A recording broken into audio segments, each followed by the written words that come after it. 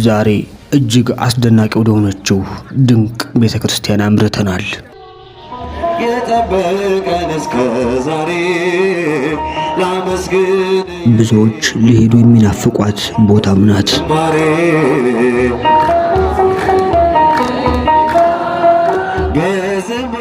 በመሃል አዲስ አበባ ከኢምፔሪያል ወደ ግርጂ በሚያስኬደው መንገድ ላይ ትገኛለች። ቦሌ ሆተ ብርሃን ቅድስት ማርያም ቤተክርስቲያን። መክሊትን ቀብሬ ባሳዝን መብራቴንም ይዤ ባልጠብቅ በታላቅ ይቅርታ እንዳትረሳኝ በፍቅር ጎብኝተህ ከሞት አውጣኝ። ከቤት ርቄ በጠገብኩኝ በረሃብ በርዛት ተቸገርኩኝ።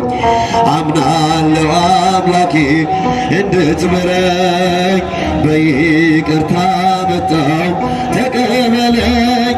ቸርነትን ያደረሰን እስከ ዛሬ። ሰላም እንዴት ናችሁ?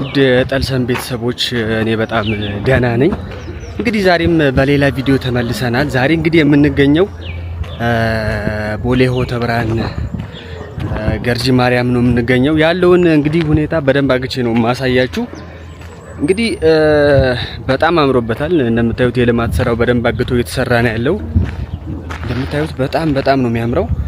ሁሉንም እንግዲህ ዞር ያልኩ የማሳያችሁ ነው የሚሆነው። እናንተ ብቻ አብራችሁ ቆዩ። ላይክ፣ ሼር፣ ሰብስክራይብ ማድረግ ደግሞ አትርሱ። እንግዲህ ልማት ስራዎቹ በጣም የተሳለጡ ነው የሚገኙት። በጣም አምሮበታል። እውነቱን ለመናገር ሰፊ ነው። እያንዳንዱን ነገር እየዞርኩ አሳያችኋለሁ። እናንተ ብቻ ከኛ ጋር ሁኑ፣ አብራችሁ ቆዩ። ዛሬ ላመስግን የኔ ጌታ በዝማሬ